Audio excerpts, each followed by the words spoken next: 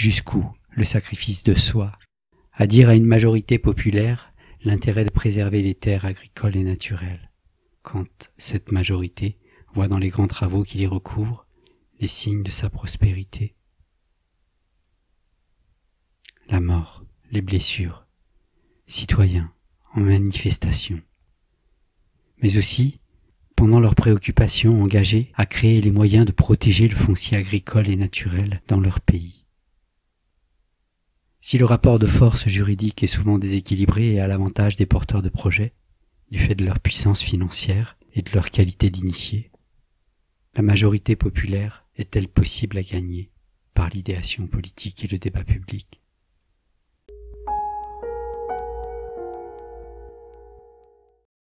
C'est le jour où la planète dit stop.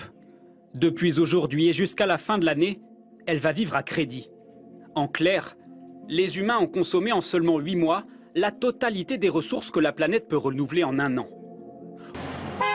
Les émissions de gaz à effet de serre sont de plus en plus importantes. Et les conséquences de cette surconsommation sont déjà visibles. Pénurie d'eau, déforestation ou raréfaction de certaines espèces animales. Les pays développés sont les principaux responsables de cette dette écologique. Si chaque personne vivait comme un habitant des États-Unis, plus de 4 planètes seraient nécessaires. 3 si tout le monde était français, moins d'1 planète en revanche, si nous vivions comme des Indiens.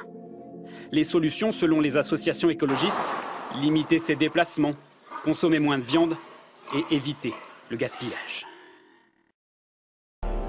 Devant cela, qu'est-ce qu'il nous dit, le capitalisme? Il nous dit, don't worry. Don't worry. We have technology. For example, a pipeline carries oil from Texas all the way to New York.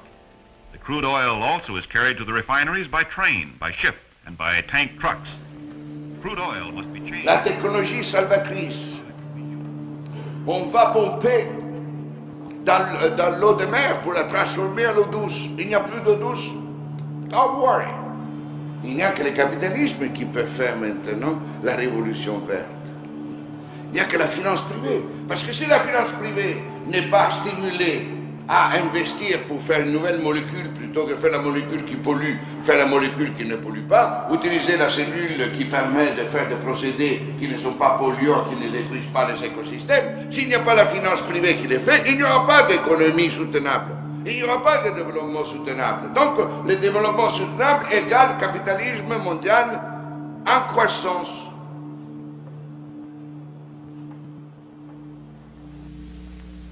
Et je ne rigole plus. The history-making mission of Dave's dream. It is don't worry. We have the market. Alors, le marché des émissions de CO2. Operation Crossroads has begun. Les marchés de l'azote, les marchés des eaux usées, les marchés de tout, les marchés de connaissances, les marchés du capital biotique. Dream test is at hand as the Bombay doors open. À travers les brevets, à travers les droits de propriété privée sur les plantes, les micro-organismes, on va vendre tout ça. La conséquence sur l'environnement, la nature, les ressources de la nature, c'est la marchandisation de la vie. Comme la première conséquence sur les êtres humains, c'est qu'il y aura de plus en plus d'appauvris et donc d'exclus. La deuxième grande conséquence sur le capitalisme, c'est la marchandisation de la vie. Finest of machinery and power to work the land. Finest kind of man to do the job at hand. It's the freedom to sow. It's the freedom to travel where a man may want to go. La productivité agricole sur les 3 céréales de base, comme le blé, comme le riz, etc., est en train de diminuer. Et on annonce que dans 30 ans, on ne sera plus, la terre a été tuée, la terre est du sable, n'est plus que fertile. On n'aura plus, il faudra déboiser, c'est pour ça qu'on commence à déboiser l'Amazonie, pour avoir la forêt amazonienne, la forêt du Congo, la forêt indonésienne, pour avoir des surfaces agricoles de plus en plus vastes, qu'on utilisera après de manière destructrice pour faire de l'énergie, du bioéthanol jamais vu dans la vie qu'on utilise la terre pour produire des matières végétales à travers lesquelles on va faire l'énergie. C'est le cirque le plus dramatique, le plus fou et irrationnel qu'on est en train de faire. Il y a un virage à prendre, mais vraiment à 90 degrés, pour faire en sorte qu'on intervienne collectivement et qu'on intervienne collectivement sur les politiques publiques. Les pouvoirs publics ont des comptes à rendre à la population. Si on ne veut pas que ce soit les chambres de commerce, les prétendus lucides, qui fassent la loi et qui sabrent littéralement les dispositifs de consultation publique, comme le BAP, qui modifient la loi sur l'environnement, entre autres, ben écoutez, on n'est pas sorti du bois. Par conséquent, il y a intérêt à se tenir les coudes, mais sur les grands enjeux, sur les vrais enjeux, en allant chercher d'autres noms. C'est la classe financière, la classe des hommes d'affaires, des investisseurs, hein, qui ont fait cette espèce de détournement très subtil de la démocratie à leur avantage. Hein, comment détourner la démocratie en faveur d'une classe qui va en profiter. Alors, le premier moyen, c'est le lobbying. Hein, le lobbying, c'est pour le milieu des affaires un contact avec le pouvoir, et ce contact avec le pouvoir permet d'imposer au pouvoir les volontés de ce milieu des affaires. Ce lobbying, il est vraiment de plus en plus important, et avec une nouvelle entente comme le PSP, là, on n'a même plus besoin de lobbying. Pourquoi? Parce que le lien avec le pouvoir est direct. On va reconnaître au patron une espèce de pouvoir d'influence qui est direct. Et donc, à ce moment-là, le lien entre les élus et le milieu des affaires est un canal maintenant direct, sans encombrement. Le rêve de la richesse individuelle est la base de la fête de la société capitaliste. C'est uniquement la richesse individuelle, c'est-à-dire si tu peux payer, toi, avoir le jardin d'enfants pour tes enfants, l'école pour tes enfants, la piscine pour ta famille, pour toi, la voiture pour toi, pas les transports collectifs, la clinique pour toi, l'hôpital pour toi, pas l'hôpital et la clinique collective. Il faut être riche et il faut être le meilleur. C'est l'entreprise privée qui met le capital dans la société, qui met le capital dans les rivières, dans les lacs, dans les nuages, dans l'air, dans les vents, dans les tempêtes, qui transforme et permet de changer le monde pour assurer davantage de richesses individuelles et permettre à tout le monde d'avoir davantage de bonheur. Et c'est pour cela qu'on nous dit, pas de salut sans entreprise privée.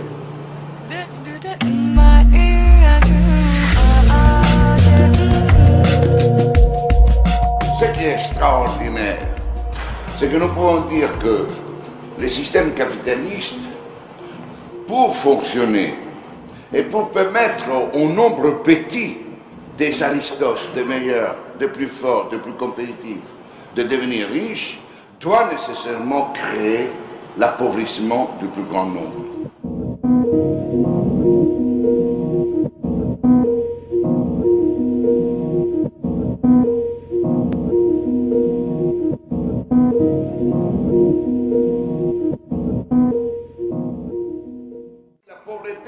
N'est pas un objectif structurel de la société capitaliste pour être éliminé. C'est-à-dire que la société capitaliste ne veut pas éliminer et éradiquer la pauvreté, parce que l'existence de la pauvreté et les dynamiques d'appauvrissement croissant du plus grand nombre sont nécessaires et indispensables pour l'existence même de la société capitaliste. Et c'est pour cela qu'on peut dire aujourd'hui que la conséquence fantastique d'un système capitaliste, c'est la logique de l'appauvrissement nécessaire et indispensable d'un nombre grandissant de personnes. Alors, si vous voulez lutter contre la pauvreté, il faut lutter contre le système capitaliste, pas l'aide à la pauvreté. Si nous voulons contribuer à l'éradication de l'appauvrissement, nous devons lutter contre les logiques qui sont à l'origine de l'appauvrissement. La lutte pour l'éradication de la pauvreté passe par la lutte de l'éradication de la société capitaliste. Vous m'aimez encore un tout petit peu?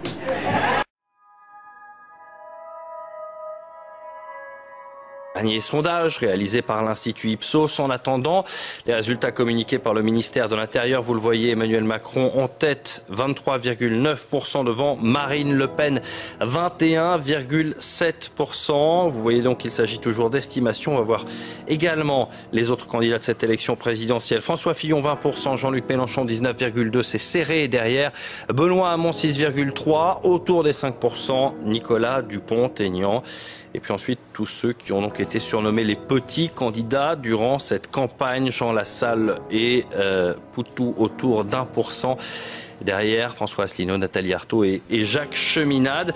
À noter que côté officiel, donc on attend la proclamation des résultats officiels par le ministère de l'Intérieur qui annonce déjà que sur plus de 40 millions de bulletins dépouillés, c'est bien Emmanuel Macron qui est en tête avec environ 23% des voix devant Marine Le Pen, 22%. Le face-à-face a d'emblée tourné au combat. D'entrée de jeu, Marine Le Pen attaque Emmanuel Macron. Monsieur Macron est le candidat de la mondialisation sauvage, de l'ubérisation, de la précarité, de la brutalité sociale, de la guerre de tous contre tous. Le sourire étudié se transforme en rictus au fur et à mesure des meetings, l'enfant chéri du système et des élites. En réalité, Emmanuel Macron, lui, répond coup pour coup. Vous avez démontré que vous n'êtes en tout cas pas la candidate de l'esprit de finesse, de la volonté d'un débat démocratique équilibré et ouvert. Merci pour cette belle démonstration que vous venez de faire, Madame Le Pen. Ce sont alors deux visions de la société qui s'affrontent. Ce que vous portez, c'est l'esprit de défaite. C'est d'expliquer à nos concitoyens, c'est trop dur la mondialisation pour nous, c'est trop dur l'Europe. Donc on va se replier, on va fermer les frontières, on va sortir de l'euro, sortir de l'Europe, parce que les autres y arrivent, mais pas nous. Vous n'avez pas d'esprit national, vous ne pensez pas à l'intérêt supérieur de la nation. Vous défendez, je vous le reprocherai toujours, des intérêts privés. Je pense que les Français en ont pris conscience. Le problème, c'est que derrière, il y a de la casse. Madame Le Pen, ce qui est extraordinaire, c'est que votre stratégie, mais c'est normal, ça fait des décennies que ça dure. Votre stratégie, c'est simplement de dire beaucoup de mensonges et de dire tout ce qui ne va pas dans le pays. Mais vous ne proposez rien. Les attaques continuent autour de l'économie. Je suis la candidate du pouvoir d'achat. Vous, Monsieur Macron, vous êtes le candidat du pouvoir d'acheter la France, hein, de la dépecer. Dans votre société, tout est à vendre et tout est à acheter. Les deux candidats poursuivent leur passe d'armes sur le terrorisme. Non seulement vous n'avez pas de projet, mais en plus vous avez une complaisance pour le fondamentalisme islamiste. Il faut évidemment fermer les mosquées salafistes, il faut expulser les prêcheurs de haine. Je serai intraitable et je mènerai la lutte sur tous les plans contre le terrorisme islamiste. Mais ce qu'ils attendent, le piège qu'ils nous tendent, c'est celui que vous portez. C'est la guerre civile. Un débat virulent qui laisse... Économie de dépenses inutiles. Ça, c'est écrit comme ça sur mon papier. J'ai dit, c'est quoi ça encore? Je connais les dépenses inutiles, c'est les macronades et tout ça. Bon. Non, on m'a dit pas du tout, t'as pas compris. Eh bien, les dépenses inutiles, c'est quand on fait reculer des dépenses qui servent à rien. Par exemple, moins de remboursement parce que les gens vont mieux. Hein? Vous dépensez moins, forcément, si les gens vont mieux. Vous n'avez pas besoin de... Et ainsi de suite. Mais il est marqué aussi, fin des grands travaux inutiles.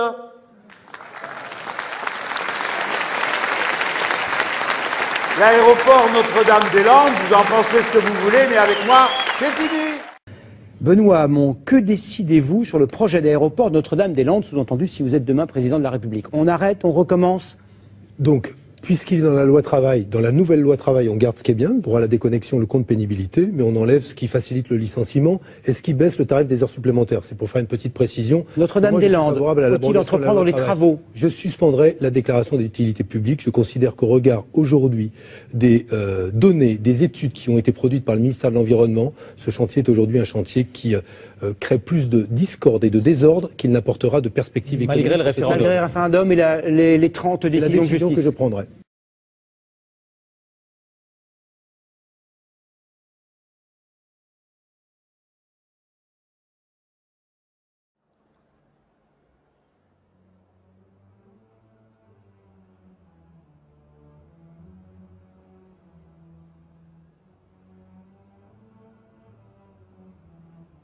Guerre civile ou révolution dans un seul brin de paille? Quel est le prix de la sagesse d'un peuple? Son attachement à sa terre nourricière?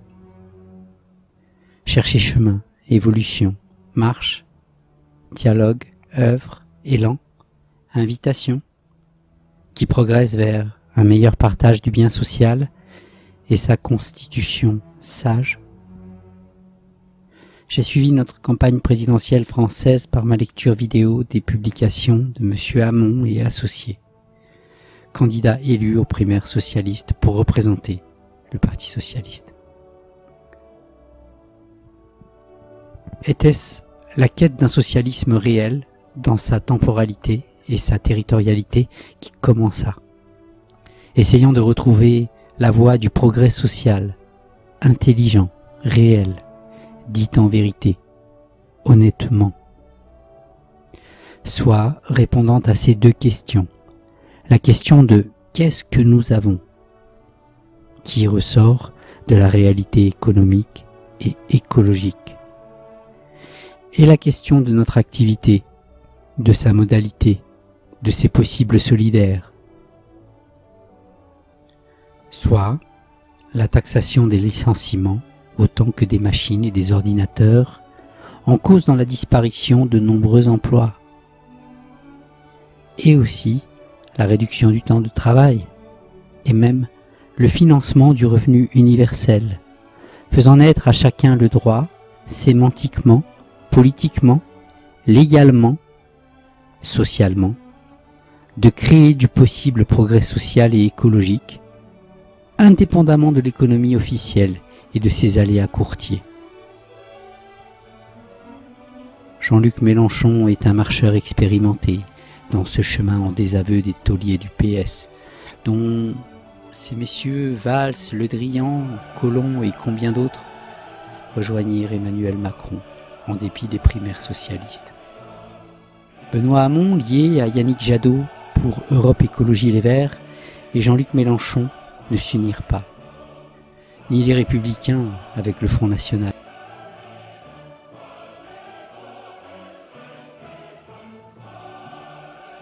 Le nouveau président de la République, Emmanuel Macron, misa au centre.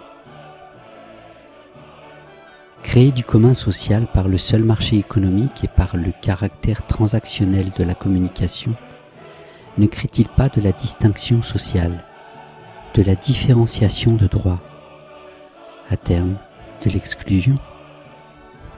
Que se peut-il pour qui n'a rien à donner en échange? Le résultat de notre élection présidentielle française reflète-t-il l'état de la pensée populaire française?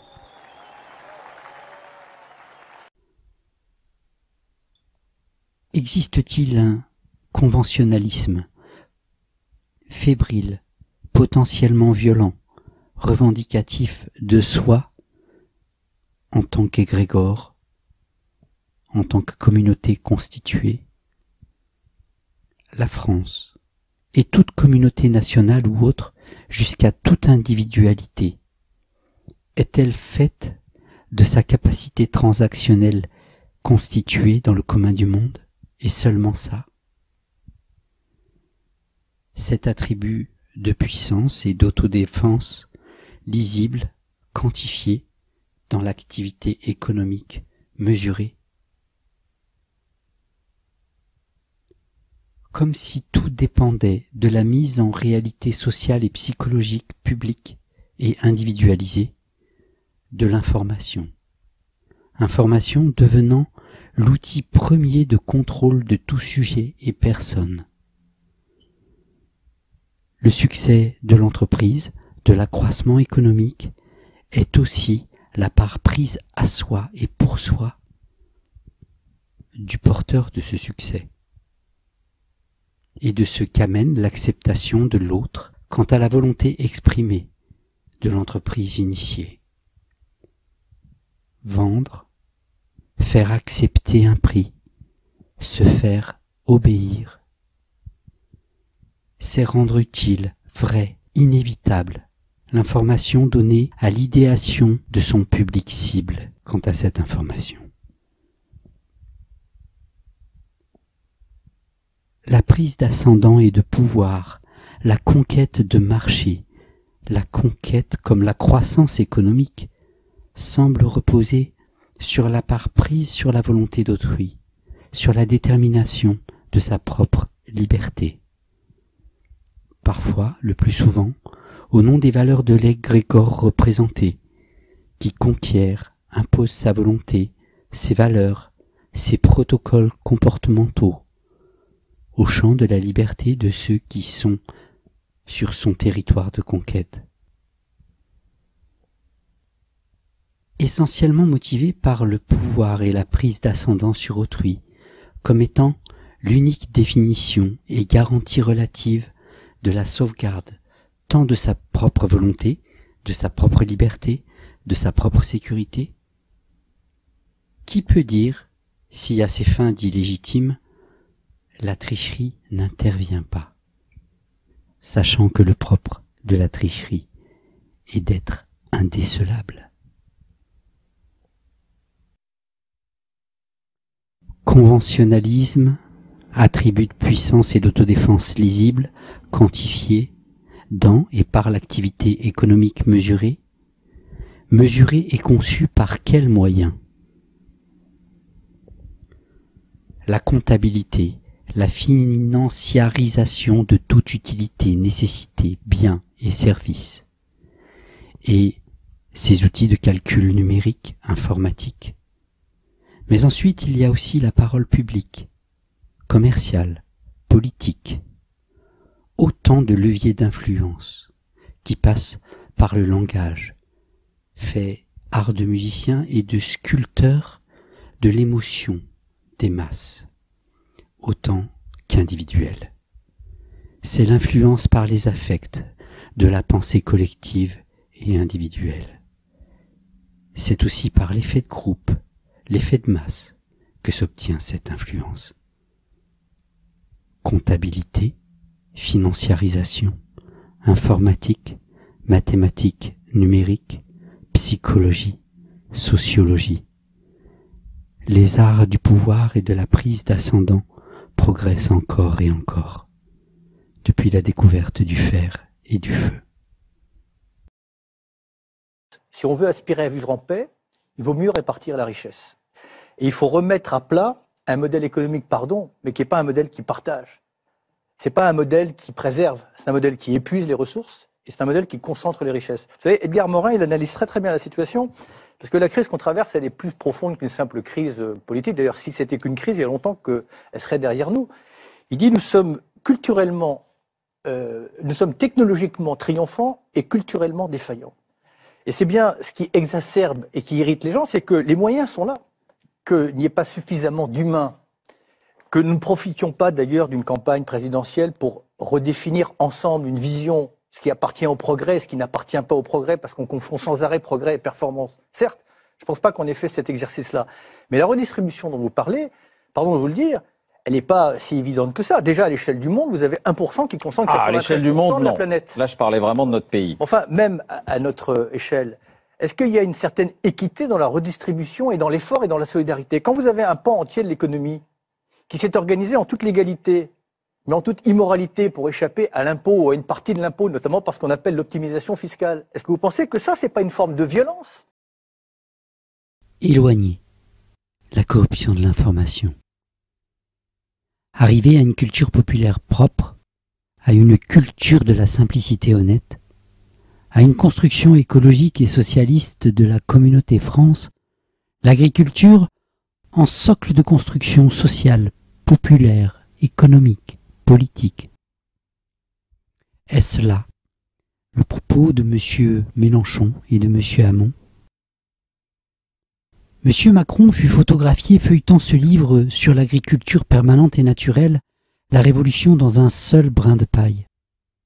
Parviendrait-il à en traduire la réalité politique, sociale, publique, populaire, la rendant viable territorialement et macroéconomiquement, faisant de l'instruction de la permaculture à échelle de la nation une raison d'espoir à défendre, autant que les terres agricoles et naturelles? Loin des discours, part de cet enjeu se joue à Notre-Dame-des-Landes, où pour de nombreuses personnes, Le conventionnalisme des grands chantiers bâtis en plein champ détruit davantage qu'il ne protège nos vies et la vie française. Alors quoi? Cesser de bâtir en plein champ?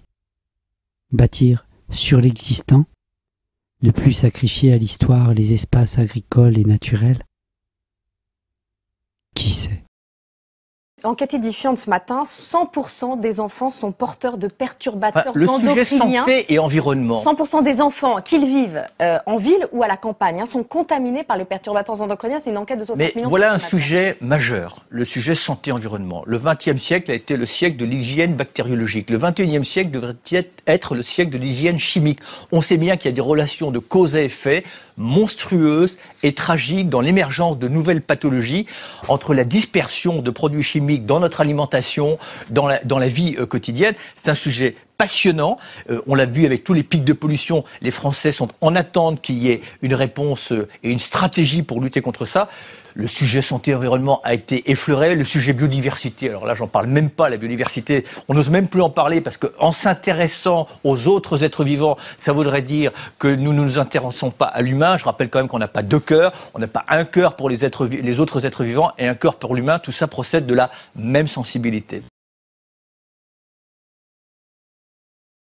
L'alimentation d'un peuple et pourvoir à ses emplois appartiennent aux fonctions régaliennes de l'État. L'intention éditoriale de ces publications voulut montrer un gisement de bonheur populaire possible, propre à la préservation et à la culture pérenne des terres agricoles et naturelles acquises par l'État, au lieu d'y favoriser le béton, le bâtiment et les travaux publics. Dans cette élection présidentielle 2017, les candidats Hamon et Mélenchon, représentant 26% des Français, se sont engagés contre le projet de nouvel aéroport nantais à bâtir en pleine terre naturelle et agricole dans la commune de Notre-Dame-des-Landes. Chaque ville ne peut-elle pas se rebâtir en ses murs, croissant vers le haut, intégrant la végétation en elle, plutôt que de s'étendre en métropole en pleine terre naturelle et agricole? Chaque construction en pleine terre ne devrait-elle pas être conditionnée par sa vocation agricole, populaire, nourricière, et pourvoyeuse d'emplois pérennisés pour le plus grand nombre? Un département de la taille du Rhône disparaît sous le béton chaque 6 ans. Les solutions, est-ce qu'elles peuvent se trouver réellement aujourd'hui dans l'écologie? Oui. Enfin, la réponse, tout dépend ce qu'on met derrière le mot écologie, parce que souvent on a une vision un peu caricaturale de l'écologie. Je pense que l'écologie, justement, c'est la vraie modernité. Il n'y a pas que la technologie qui va permettre de sortir par le haut des crises, mais elle peut y contribuer. Et dans le domaine écologique, je prends 3 exemples. Voilà. Dans le domaine de l'efficacité énergétique, réduire sa consommation énergétique à confort ou à service égal. Dans nos PME et nos TPE, il y a une profusion de technologies, d'offres et de services absolument exceptionnelles. C'est une manière de combiner l'enjeu écologique et l'enjeu social. Quand on peut diviser par 2, par 3, par 4, parfois par 10 sa consommation énergétique, comme on peut le faire dans un certain nombre de domaines, c'est une réponse sociale et une réponse écologique. Pour beaucoup de nos agriculteurs, l'écologie est vécue comme une contrainte. Ils ont l'impression d'être écrasés par les normes et je dirais, ils ne trouvent pas la voie aujourd'hui qui leur permette de respirer dans tous les sens du terme. Qu'est-ce que vous avez à leur dire? Vous prenez un cas d'école qui est très... Non, mais qui est un cas d'école qui justement montre bien qu'on a très très mal abordé le sujet. C'est pour ça que notamment en matière agricole, moi j'ai proposé un Grenelle de l'alimentation, de l'agriculture et accessoirement de la condition animale. Parce que si vous mettez tous les acteurs, toutes les filières autour de la même table, vous prenez le temps de partager une vision. Quand vous regardez l'argent qui est consacré à l'agriculture, que 30% de la politique agricole commune profite, enfin que 70% profite à 30% de la profession. Quand vous prenez ce qu'on appelle en termes économiques les externalités négatives de l'agriculture telle qu'elle fonctionne aujourd'hui. Vous et moi, on paye 3 fois notre nourriture. Vous la payez chez le commerçant, dans le budget de la PAC et dans les conséquences environnementales et sanitaires de l'agriculture. Si on a un dialogue intelligent, et on peut aujourd'hui totalement reconditionner cet argent et avoir un modèle agricole qui soit créateur d'emplois, qui n'ait pas de conséquences environnementales et sanitaires, qui nous offre une nourriture nutritionnelle de meilleure qualité, C'est l'objectif et on ne peut pas ne pas être en accord avec ce que vous venez de nous dire. Mais je sais qu'au moment où nous sommes en train de l'exprimer sur RTL, il y a aussi des agriculteurs, je dis ça sans dramatiser, mais qui souffrent. 80% des agriculteurs sont en souffrance. Et au passage, vous avez remarqué que comme par hasard, il y a 20 ou 30% qui profitent de la politique agricole commune. Il ne faut pas confondre le monde paysan avec, je dirais, les gros producteurs céréaliers. Je veux dire, il faut une répartition beaucoup plus équitable. Il y a aujourd'hui des expérimentations. Prenez le réseau Ferme d'Avenir, par exemple, qui fait de la permaculture. Ce sont souvent des agriculteurs... Qu'est-ce qu'on appelle la permaculture? La permaculture, c'est qu'en fait, vous utilisez l'intelligence de la nature. Sur une même surface, vous allez cultiver plusieurs plantes qui vont s'aider les unes les autres. Certaines vont faire Elles se renforcent, en fait. Voilà. D'autres vont fixer l'azote de l'air dans le sol, etc. Avec les mêmes surfaces, ils ont des rendements agricoles supérieurs et des rendements agricoles et des rendements économiques supérieurs. Voilà des exemples qui fonctionnent au quotidien et qui pourraient demain devenir la norme. Si la restauration collective en France, comme nous le proposons depuis longtemps, au moins s'approvisionner à 100%, à se fixer cet objectif sur une agriculture de proximité, de qualité, mais non seulement vous créez demain des emplois par dizaines de milliers, vous changez la réalité quotidienne du monde paysan et vous donnez accès à une alimentation de qualité à tout le monde, pas simplement aux bobos qui peuvent se permettre de payer plus cher des produits bio. Alors justement, certains s'y attellent comme Arnaud Daguin, mais l'écologie peut-elle être en fait créatrice d'emplois? Et est-ce que vous pouvez nous donner des vrais exemples, vous qui vivez au cœur de ça à longueur d'année? Je viens de le dire sur l'agriculture parce que c'est vraiment... Je voulais changer de domaine. Non, voilà. Après, sur la transition énergétique, bien entendu, il va y avoir une reconversion, il va falloir développer notamment un modèle énergétique basé sur les énergies renouvelables, mais évidemment avec une vision. Il n'y aura pas simplement les éoliennes qui vont se substituer au charbon ou au nucléaire. Je pense que le principe... On n'a pas commencé nos premiers parcs d'éoliennes alors que nous, on a 2 présidents qui s'y étaient engagés. Comment vous expliquez ça? Mais parce que pour l'instant... Notamment par des recours successifs. D'abord, pardon de vous dire, mais je pense qu'il y a des résistances. Voilà, parce que le modèle énergétique de demain, c'est un modèle où vous et moi, on va pouvoir produire et auto-consommer notre propre modèle énergétique. Donc comprenez bien que le modèle qui a été jusqu'à présent dominant, c'est un modèle concentrationnaire, et on va voir ce que Jérémy Rifkin appelait la latéralisation de l'énergie. Ça veut dire que chaque village, chaque immeuble, à terme, chaque citoyen pourra produire sa propre énergie. C'est ce qui va se passer dans 20 ou 30 ans. J'étais, il y a une semaine de cela, inaugurer un bateau à Saint-Malo, qui va être un bateau un peu démonstrateur, qui s'appelle Energy Observer. Il va produire, enfin c'est déjà le cas, je l'ai vu à l'œuvre, il produit de l'hydrogène à partir de l'eau de mer, qui est transformé en hydrogène à partir du soleil. L'an dernier, les énergies renouvelables ont connu un développement record et avec des investissements en baisse. Comment expliquez-vous ça?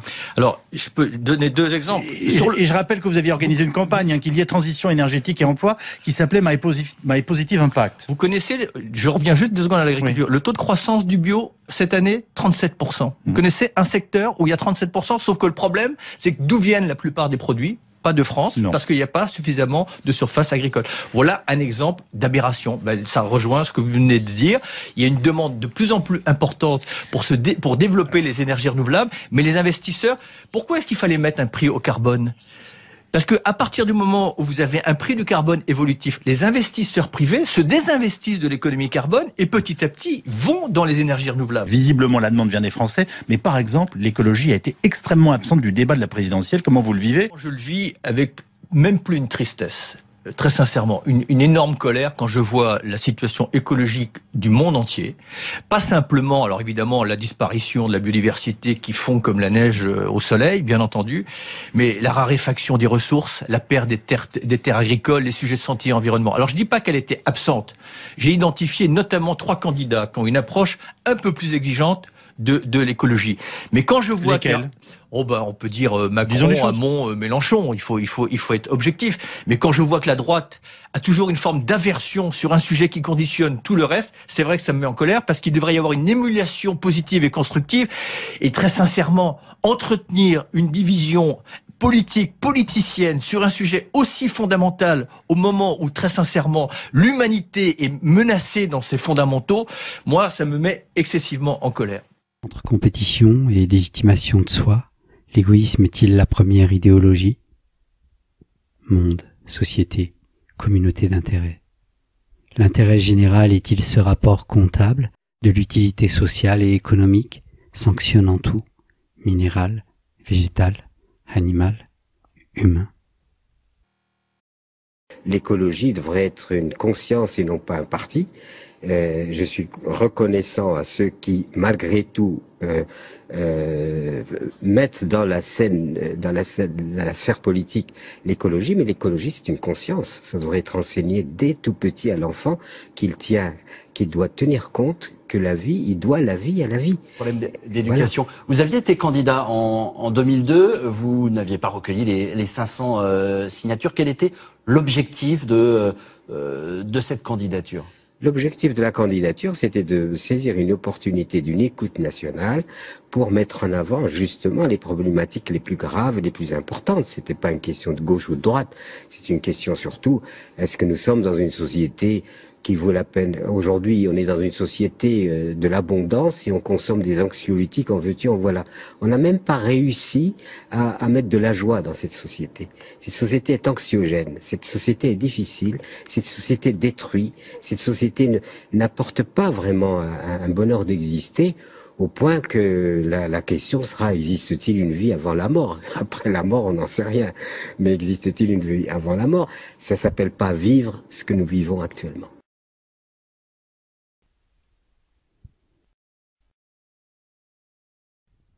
Pour ce qui concerne les terres agricoles et naturelles, au progrès écologique et social ne reste-t-il que la part du colibri, cher à Pierre Rabhi, où chacun fasse évoluer son regard et sa propre vie?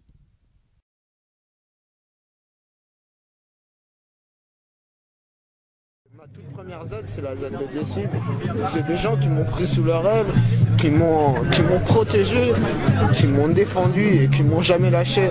Et c'est pour ça que je suis toujours avec eux. Et ça fait 4 ans aujourd'hui et j'ai jamais eu aucun regret. Pourtant, j'ai pas d'argent, j'ai des habits sales. Mais j'ai des amis qui comptent sur moi et qui tiennent à moi. Et j'ai jamais eu ça, quoi.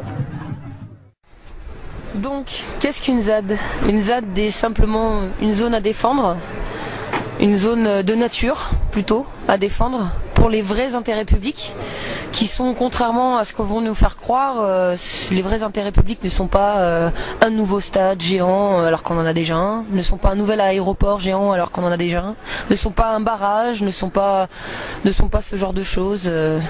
Une zone à défendre, c'est la nature à défendre pour les vrais intérêts publics. Les vrais intérêts publics, c'est respirer convenablement, se nourrir convenablement. Et c'est sûrement pas bétonner la forêt, bétonner le peu de verre qui nous reste. La planète. Bétonner la planète, c'est moche. C'est très moche. Et pour ça, il y a des gens qui luttent.